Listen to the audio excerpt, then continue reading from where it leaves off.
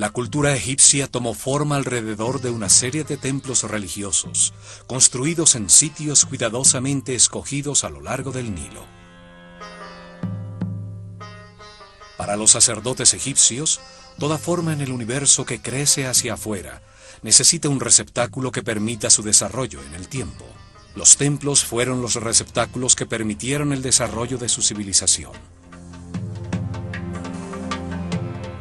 Cada templo expresó una toma de conciencia distinta sobre el universo. Su objetivo era comunicar los distintos principios fundamentales a su sociedad, las distintas verdades. Esto permitió que cada templo actuara como un órgano distinto en el cuerpo del país, con una función distinta, dedicado a enseñar y a explorar un tema religioso distinto. Así entendían a las casas de Dios. Por miles de años, las fronteras del reino de los faraones en Egipto, discípulos de la sabiduría de los sacerdotes del Ojo de Horus, fueron respetadas por todos los imperios de Asia. Nunca quisieron ampliarlas, y en su interior existió un remanso de paz contra la anarquía universal. El ocaso comienza con la desaparición de sus más altos sacerdotes en el paso del Mar Rojo tras Moisés, el último de sus grandes iniciados, y termina con el caos, la destrucción de sus templos y el exterminio ocasionado por el persa Cambises II. Cuando muere Ciro, el más grande gobernante de Asia, quien mantuvo una relación de paz y respeto con Egipto, asciende su hijo Cambises II a mandar sobre el más poderoso ejército de ese momento. Un cruel y brutal tirano, odiaba la sabiduría, la estabilidad y el poder de los faraones. Obsesionado con probar que sus dioses eran más poderosos, en el año 525 a.C. invade a Egipto. Asesina a Psaméticus III, el último faraón nacido legítimamente en estas tierras, y a la mayoría de los sacerdotes de la Escuela de Misterios de El Ojo de Horus. Los templos son arrasados y quemados sus papiros con la sabiduría almacenada durante muchas generaciones.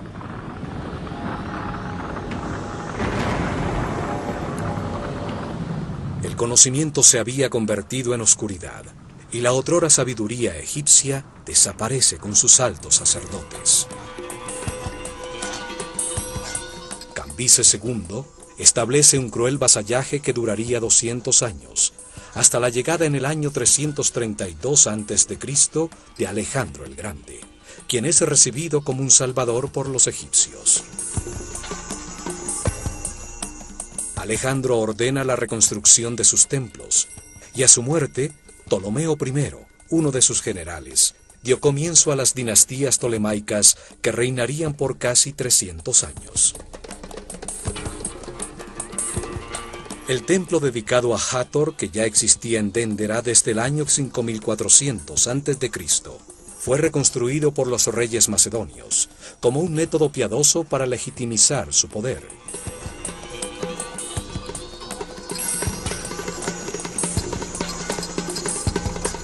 Hieroglifos en una de sus criptas subterráneas afirman que fue reconstruido siguiendo exactamente los antiguos planos y diseños realizados por el sabio Imhotep.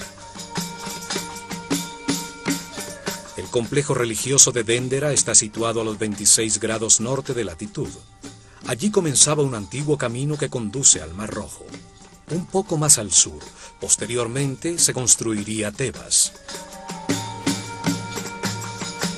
En los albores de su civilización, en la noche estrellada de un solsticio de verano, en un terreno sobre el Nilo cuidadosamente escogido por su relación con las estrellas, se realizó una ceremonia llamada Putzer. El faraón de Egipto y el sumo sacerdote de la Escuela de Misterios de El Ojo de Horus, rodeados por todo su pueblo, encontraron en el cielo un grupo de estrellas sobre el polo norte del planeta. Ellos la llamaron la constelación de Tuaret, y su símbolo era una madre hipopótama de color rojo. En nuestros tiempos, a ese mismo grupo de estrellas lo llamamos Draconis, y su símbolo es una serpiente dragón. La más brillante de todas era Alfa Draconis, la estrella que en esa época se ubicaba exactamente sobre el eje de giro del planeta, y que 4.320 años después fue reemplazada por Polaris, la que guía actualmente a nuestros navegantes.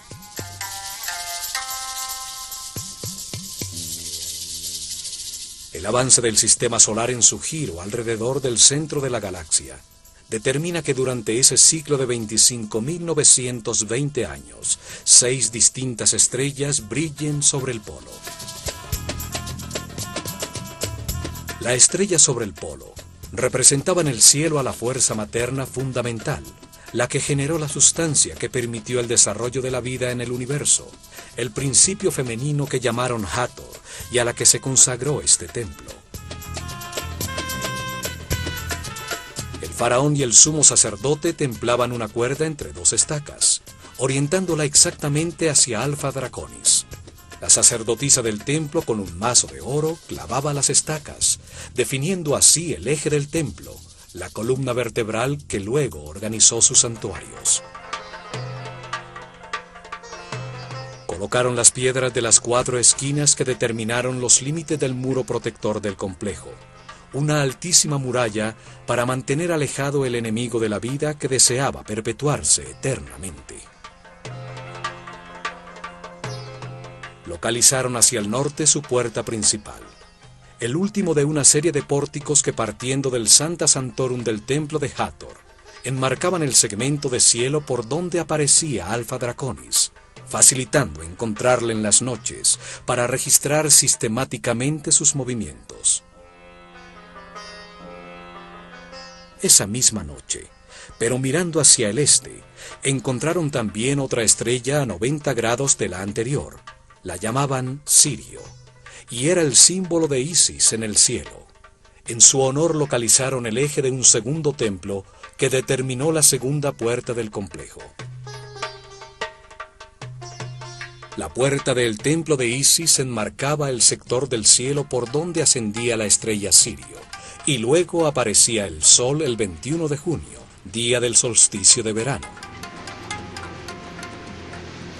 El templo creció en su interior mientras los sacerdotes registraban los movimientos de las estrellas y estudiaban los procesos impulsados por su energía, tallando en sus muros las conclusiones encontradas sobre ese tema sagrado. Sirio, el símbolo de Isis, era llamada la estrella perro, pues sigue a la constelación de Orión, la personificación de Osiris en el cielo. Luego de estar escondida tras el horizonte por 120 días, marcaba con su reaparición el momento del desbordamiento del Nilo. Luego permanecía visible por 40 días, el mismo tiempo que duraban las inundaciones. Esta correspondencia hizo que Sirio se volviera muy importante para la vida del país, que dividía su año en 3 estaciones, llamadas tetrámenes, determinadas por el desbordamiento del Nilo.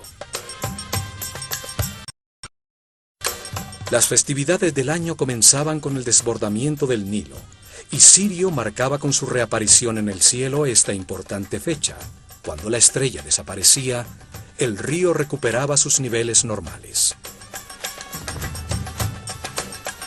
El calendario y la sincronización de la vida egipcia con el sol y las estrellas era tan importante que el faraón de Egipto, al asumir su función, debía jurar que nunca alteraría las fechas del calendario. Sin embargo, el día en que reaparecía Sirio en el cielo dependía de la latitud del templo en el que era esperada, pues en la sureña Elefantine se veía 7 días antes que en la norteña Bubastis. Por esto, los sacerdotes también utilizaron el sol como reloj para determinar la duración del año, pues el solsticio de verano coincidía con la reaparición de Sirio. Frente al horizonte del templo de Isis, primero ascendía Sirio en el cielo, y luego aparecía el sol. El día del solsticio de verano, al amanecer, Sirio y el Sol marcaban en un reloj cósmico el comienzo del año nuevo egipcio. En una ceremonia en la azotea de este templo, se encendía el fuego nuevo para todo el país.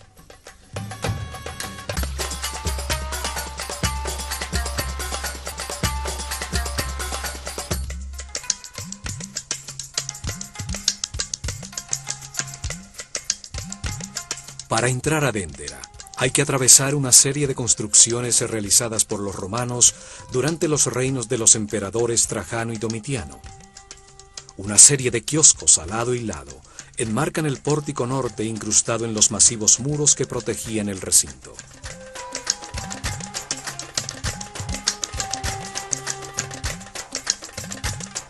Al atravesar el pórtico aparece al fondo, con su eje principal orientado hacia el norte, la fachada con las 6 columnas jatóricas del imponente templo principal, dedicado al estudio de las estrellas. Muy cerca, a la entrada del complejo, se encuentra una capilla dedicada al nacimiento de Horus, construida por los romanos durante el reinado del emperador Augusto. Allí se celebraba el momento de la iluminación, cuando Isis tiene simbólicamente el hijo de Osiris. En sus muros están talladas las escenas de amor de Isis y Osiris, el nacimiento y la presentación del niño, y la escena de este en la rueda de alfarería cuando Dios le da su forma material.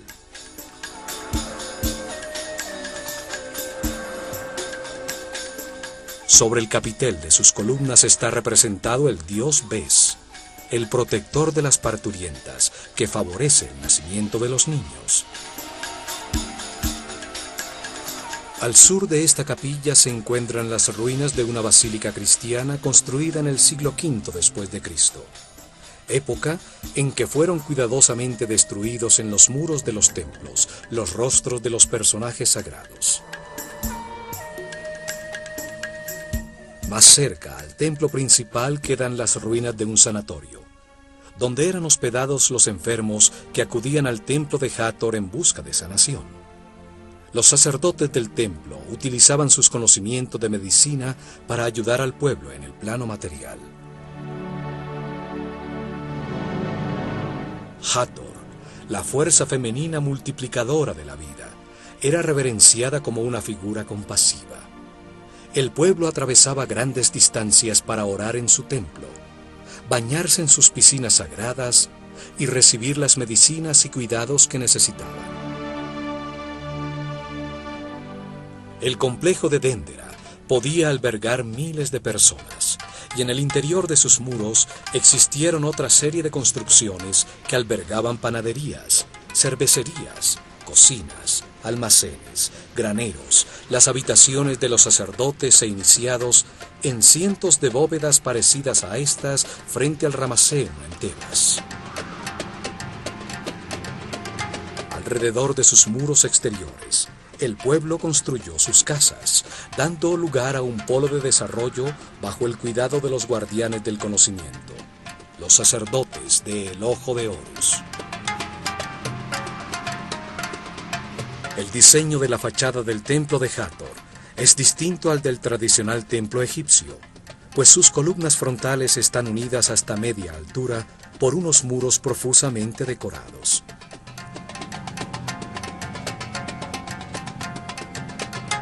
Se accede a través de las 18 columnas del Salón de la Vida, que sostienen un altísimo cielo raso, totalmente tallado con información sobre los astros y sus movimientos. La bóveda de los cielos, sostenida simbólicamente por las columnas de Hathor.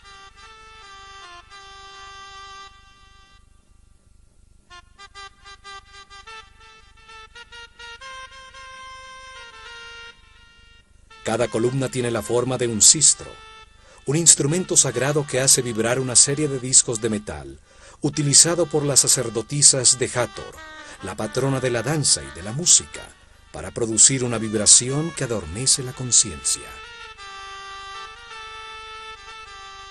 En lo alto, el capitel está formado por 4 rostros tallados de Hathor. cada uno mirando hacia un punto cardinal, simbolizando que su fuerza se siente en todas partes del mundo. Sus ojos de serpiente y sus oídos de vaca, el símbolo de la maternidad y la nutrición, producen una imagen casi extraterrestre, asociada en innumerables leyendas al planeta Venus. El templo fue encontrado en muy buen estado por las tropas de Napoleón, debido a que permaneció sepultado bajo la arena por miles de años. Se convirtió en refugio para las tribus nómadas, que con sus hogueras ahumaron los colores del precioso cielo raso. En el cielo raso de este gran salón, los últimos sacerdotes de Dendera tallaron las tablas astronómicas que aún conservaban, producidas por varias generaciones de sacerdotes, para impedir que este conocimiento desapareciera para siempre. Todas las constelaciones que forman los signos del zodíaco aparecen representadas en sus barcas simbólicas, con imágenes de Nut, el símbolo de los cielos, que devoraba todas las noches el disco solar para parirlo nuevamente al amanecer. Los sacerdotes deciden transcribir en los muros de estos templos algunos papiros importantes como los registros astronómicos, que se salvaron de la destrucción de Cambises con el fin de preservarlos para las generaciones futuras.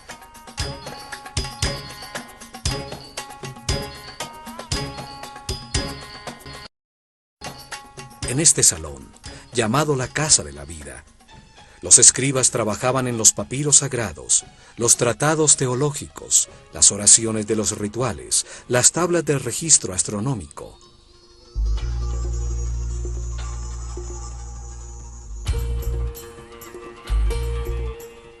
El arte, la teología, la magia, la astronomía y la medicina se enseñaron a los discípulos de la Escuela de Misterios en este gran salón.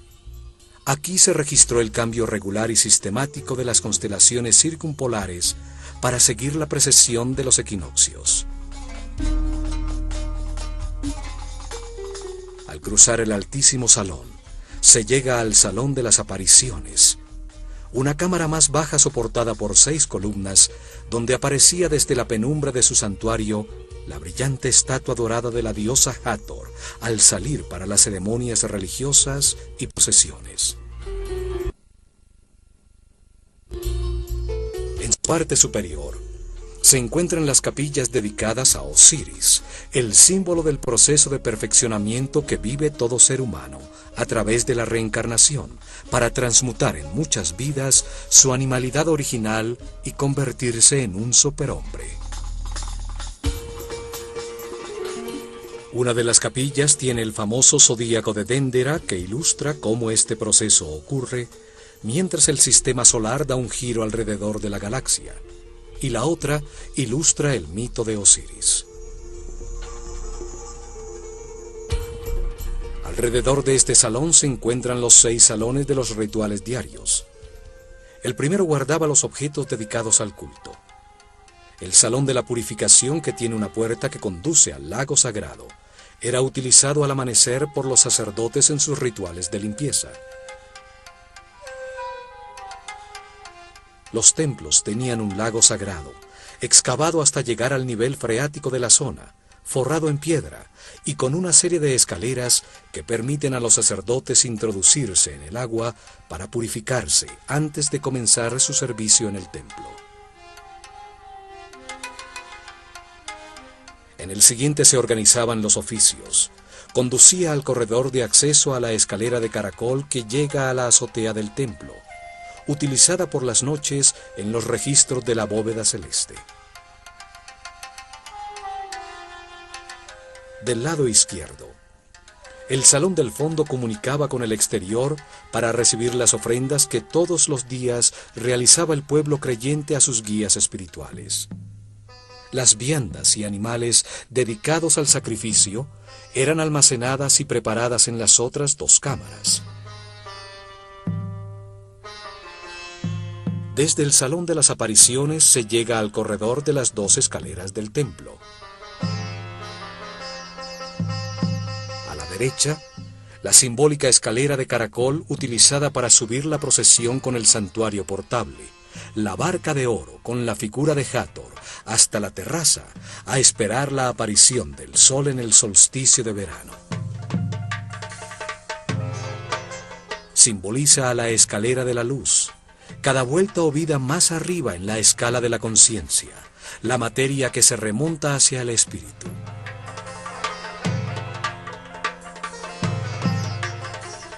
Y a la izquierda se accede a una larguísima escalera recta por donde bajaba la procesión trayendo el fuego nuevo. La recta escalera que simboliza el espíritu que desciende nuevamente a la tierra para condensarse en la materia, con el objeto de vivir experiencias que le permitan comprender el universo. Al atravesar este pórtico, se llega a la antecámara del santuario donde ardía el fuego, el instrumento de los dioses, la primera sustancia elemental de la materia. Allí se realizaban las ofrendas a Hathor, el principio femenino gestor de la vida en el universo.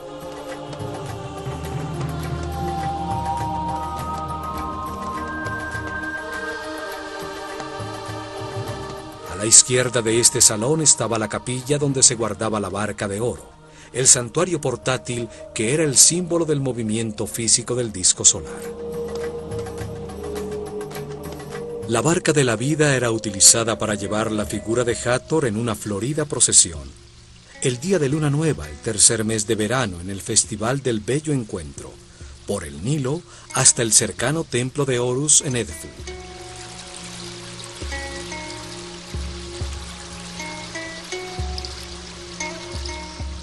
Un espacio abierto, sin techo, comunicaba también con la antecámara del santuario. Frente a él existía la llamada capilla pura o abete.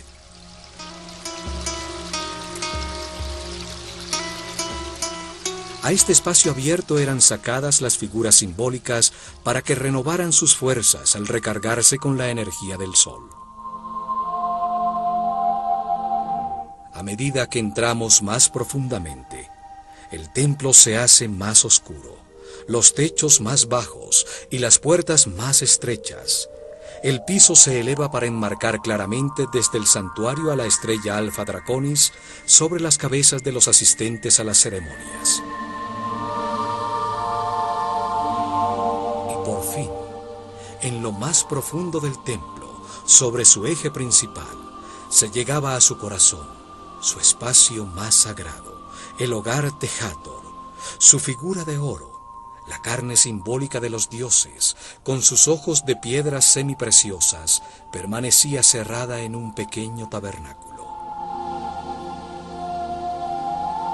Aquí solo podían entrar el faraón y los más altos sacerdotes de la escuela de misterios del Ojo de Horus, después de una intensa ceremonia de purificación con agua.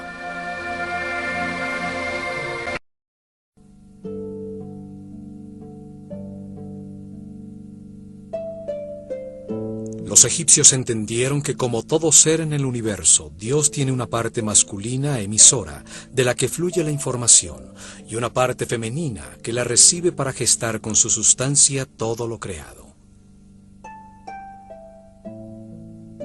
Al Dios masculino le dieron 3 nombres. Lo llamaron Atum cuando aún no había creado el universo y permanecía inmanifestado. Lo llamaron Ta cuando organiza y crea el universo, las estrellas, los planetas y los reinos naturales sobre ellos. Y lo llamaron Amon-Ra cuando sobre toda la creación da lugar a la conciencia del hombre. De manera similar a su parte femenina también le dieron 3 nombres.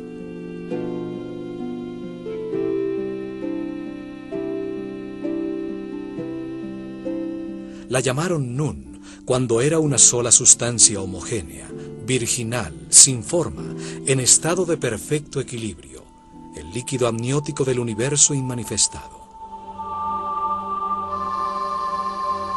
La llamaron Sekhmet cuando se polariza en 2 fuerzas opuestas que la transforman en una sustancia radiante, en fuego, un principio multiplicador en movimiento que gesta a Nefertum, el universo que reconcilia y armoniza temporalmente a las fuerzas opuestas.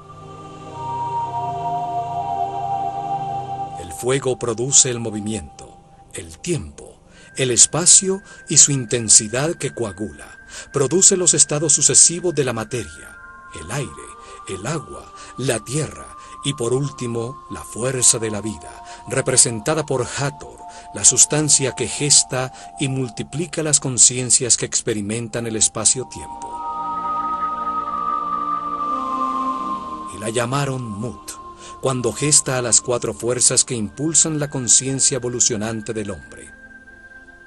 Las 4 fuerzas son Osiris, Isis, Set y Nephthys.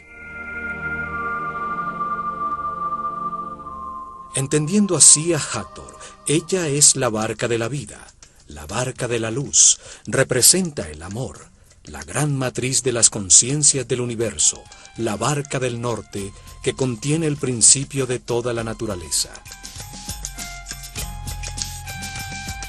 Aquí, en su tabernáculo, Hathor, la fuerza de la vida, recibía las oraciones de quienes querían prolongarla o sanarla. Alrededor de su Santa Santorum, accediendo por un corredor perimetral contra los muros exteriores del templo, había una serie de capillas, espacios sagrados dedicados a todas estas fuerzas fundamentales. Estas capillas eran localizadas desde el exterior por las tallas de sus símbolos sagrados en el muro exterior del templo, y permitían que el pueblo que no podía entrar, allí solo entraban los sacerdotes y los iniciados, orara y pidiera ayuda a las fuerzas fundamentales del universo. A la derecha de la capilla del oído de Hathor, 2 capillas comunicadas estaban dedicadas a la adoración del único Dios, el creador de la conciencia del hombre, el que está en todas partes, Amón-Ra, con sus símbolos también tallados en el muro exterior. Las 2 capillas comunicadas de la izquierda contenían las figuras que simbolizaban a las fuerzas fundamentales del Bajo Egipto, todas en relación con Hathor y su instrumento musical, el sistro. 4 santuarios a la derecha dedicados a Horus, a Sokar, a Isis y por último uno dedicado al gnomo de Déndera, el patrono o santo de la zona de Egipto donde se encontraba el templo.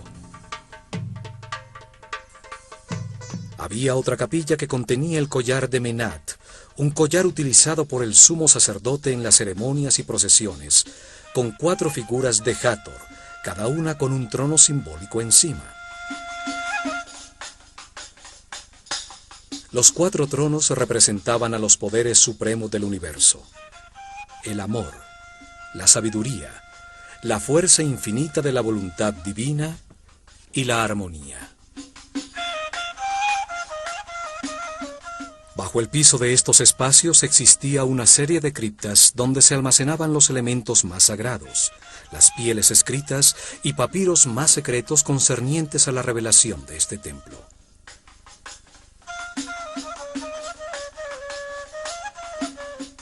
Esta cripta tiene unos misteriosos bajorrelieves de Horus que sostienen una especie de flor con una serpiente en su interior. Teorías científicas afirman que se trata de las lámparas que pudieron utilizar para iluminar sus cámaras y construcciones bajo tierra.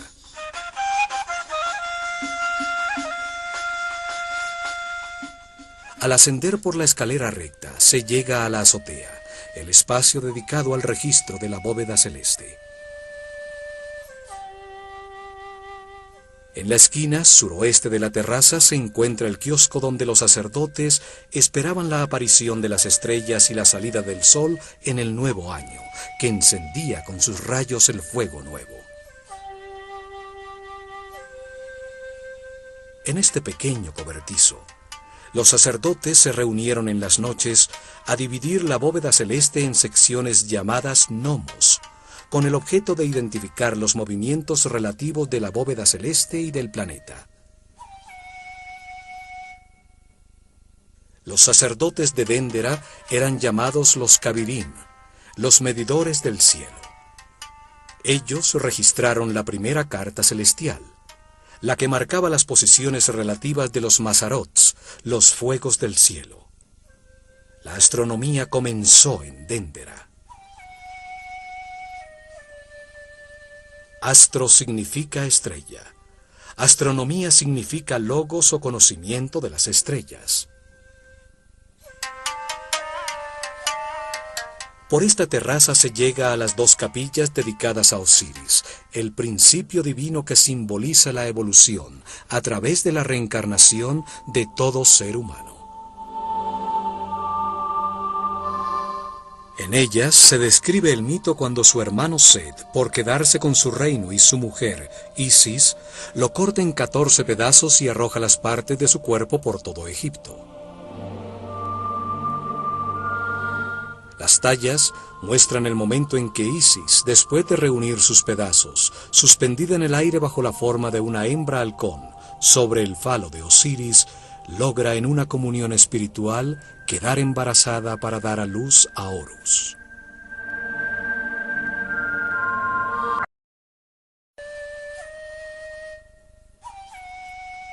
En el cielo raso de la segunda capilla se encuentra el llamado zodíaco de Déndera, una inmensa losa de piedra con una talla de la bóveda celeste alrededor del polo norte, como se veía en el año 700 a.C. durante el solsticio de verano a la medianoche.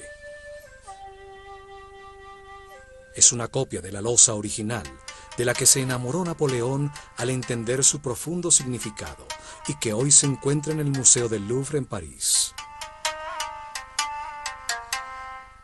En una capilla como esta, en este mismo sitio, durante miles de años, los sacerdotes de El Ojo de Horus estuvieron actualizando periódicamente sobre un papiro un mapa de los cielos como este. Cada solsticio de verano, año tras año, por miles de años, marcaban la posición relativa del sistema solar y de la Tierra.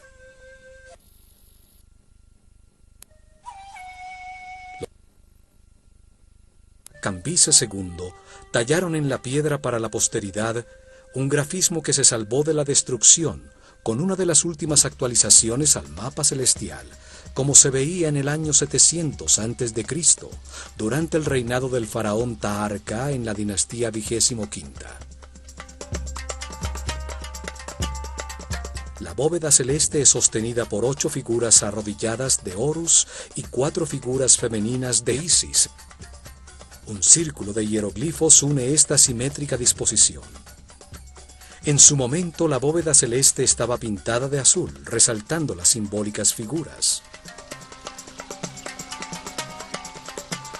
Las varas sagradas de 4 figuras marcan un punto cerca del centro de la bóveda. Saturno, el padre de los planetas. Júpiter, Marte y Osiris, que representan a la constelación de Orión, con su estrella compañera Sirio, la personificación de Isis en el cielo. Señalan al océano de Tuaret, la madre hipopótama con cola de cocodrilo y patas de león, que preside la bóveda celeste y que representa a la constelación que hoy llamamos Draco, en la que brillaba la estrella Alfa Draconis, exactamente sobre el eje de giro del planeta. El eje del templo está orientado 71.5 grados hacia el noreste, para enmarcar en sus pórticos el segmento de cielo donde aparecía la estrella polar Alfa Draconis, que en la bóveda aparece sobre el seno de la hipopótama. A su lado se encuentra la constelación del Chacal Rojo, con la estrella Mitzar en su pata delantera, la representación egipcia de la constelación de la Osa Menor, con la estrella que hoy llamamos Polaris. Alfa Draconis sobre el seno de Tuaret está fuera del punto central de la bóveda, marcando el desequilibrio necesario para que exista el movimiento elíptico del universo, que hará que sobre el eje del planeta se sitúe la estrella Polaris, la que está en todo el centro de la bóveda.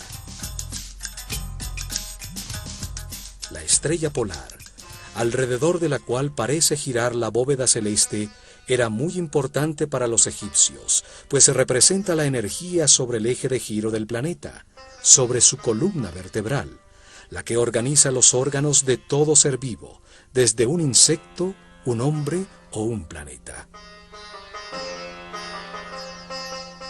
Además, sus sacerdotes, durante el reinado de Senefrú, mucho antes de la construcción de la Gran Pirámide, habían predicho que cuando Alfa Draconis fuera reemplazado por Polaris, llegaría el fin de su civilización, como lo atestigua el papiro de Nefer-Rohu. El templo de Hathor estaba orientado para registrar las constelaciones situadas alrededor del eje de giro del planeta. Las 6 constelaciones circumpolares, cuya energía afecta al planeta mucho más tiempo y más directamente que las constelaciones zodiacales. En una época en que el día y la noche eran como la vida y la muerte, el sector del cielo sobre el polo, donde las estrellas eran siempre visibles, contrastando con las que ascendían y desaparecían, representaban a los poderes de la oscuridad, a los que la luz saliente del sol hacía desaparecer. La oscuridad inicial, la madre oscuridad, el espacio vacío, el caos, era representado por esta hipopótama roja. Los hipopótamos al salir del agua exudan un líquido rojo. El agua del Nilo, al desbordarse y quedar sobre la tierra, se volvía roja debido al óxido de hierro.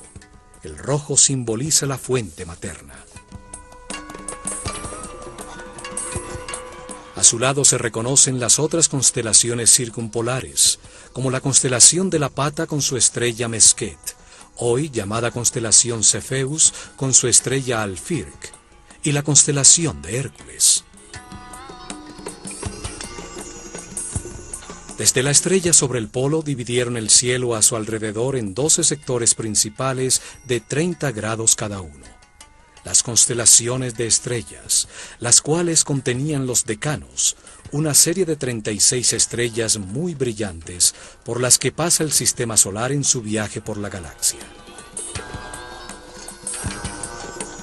El sistema solar y el hombre, al atravesar cada uno de los 12 sectores en los que agruparon a las estrellas, recibían una influencia energética distinta que impulsaba en los espíritus encarnados en cada momento un proceso distinto de perfeccionamiento.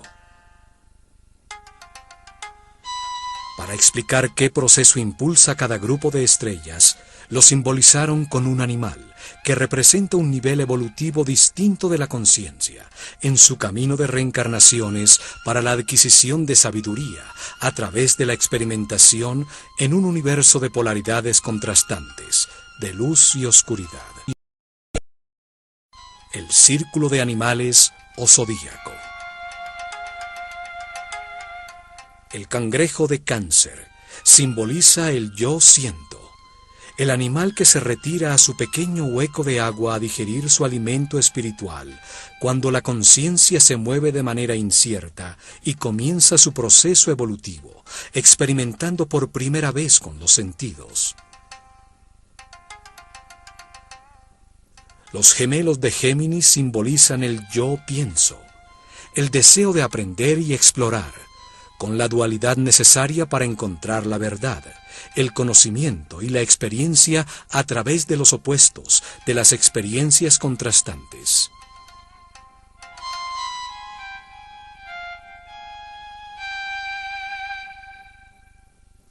El toro de Tauro despierta la maternidad de las hembras, impulsa los procesos con el yo tengo, las posesiones materiales, la raíz que permite a la tierra recibir el poder de la vida para dar semilla, la fertilidad. El carnero de Aries representa la toma de conciencia de su ser, el yo soy, la fuerza que resiste las durezas de la vida y convierte la roca en cristal. La materia que se domina a sí misma y se vuelve transparente. Es el poder procreativo que pone la vida en movimiento. La primavera. Los peces de Piscis impulsan los procesos con el yo creo, con el sistema de creencias adquirido. Es cuando se sumerge en la inconsciencia para buscar el origen de sus palabras y acciones. En Acuario la conciencia irradia los conocimientos verificados y adquiridos por Géminis. Lleva el agua de las altas frecuencias del libre espíritu a los más remotos mundos, simbolizando el yo sé. Capricornio utiliza esos conocimientos adquiridos simbolizando el yo uso para concentrar la materia hasta que se vuelve transparente.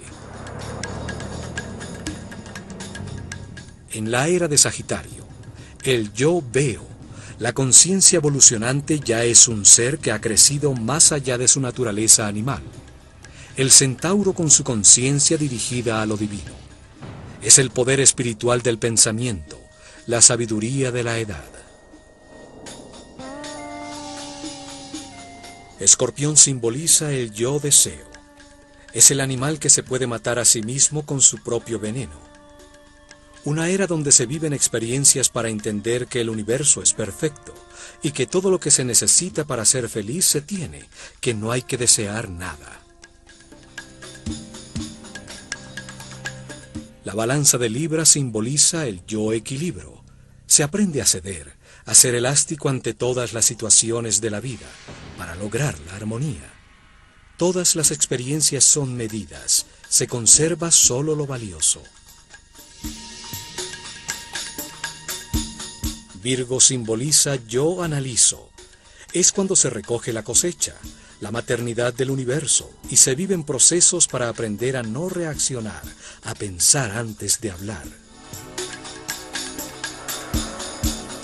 Y por último, Leo, el símbolo del yo puedo, el rey de los animales, el gran padre del zodíaco, la fuerza del fuego que ha verificado todas las verdades al experimentar en carne propia los resultados de sus decisiones en millones de situaciones a lo largo de muchas reencarnaciones.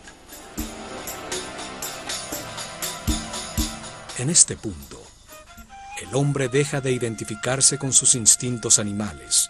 Su conciencia deja de ser un establo donde viven sus pasiones descontroladas. Abandona el círculo de los animales. Leo se proyecta sobre Cáncer, la puerta a la siguiente escala del universo, donde como guía de los procesos de otras conciencias se experimentarán situaciones de más responsabilidad para continuar en el camino de perfeccionamiento de regreso a Dios. El proceso evolutivo se cumple cuando a lo largo de muchas reencarnaciones se han recibido las 12 energías fundamentales y se han experimentado los distintos procesos que éstas impulsan. El signo zodiacal bajo el que muere el hombre será el signo bajo el que nace en su siguiente reencarnación. Se experimenta con distintas personalidades, bajo la influencia de distintas fuerzas, a medida que el sistema solar avanza en su giro por la bóveda celestial.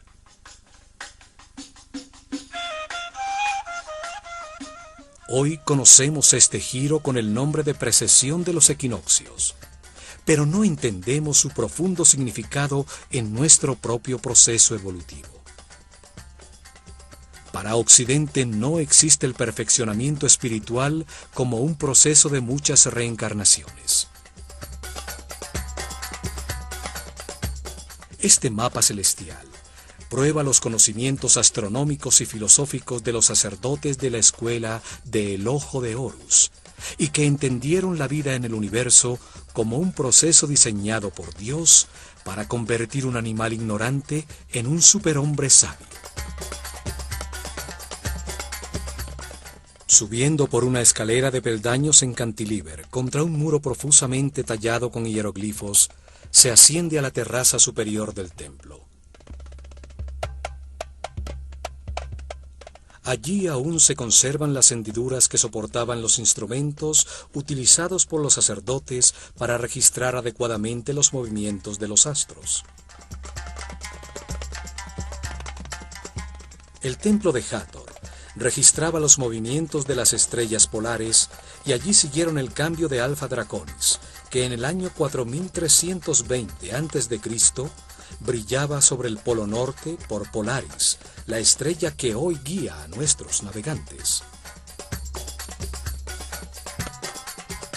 En esta terraza, en muchos solsticios de verano, se realizaron las ceremonias para recibir el Año Nuevo egipcio, cuando la barca de Hathor, el principio multiplicador de las conciencias que vienen a experimentar en el espacio-tiempo, subía a la azotea. Allí, los primeros rayos del sol, que anunció Sirio al reaparecer en el horizonte, prendían el fuego nuevo, la fuerza que puso en movimiento al universo, generando un sitio donde la conciencia aprendiera el significado del amor, gracias a la existencia del miedo.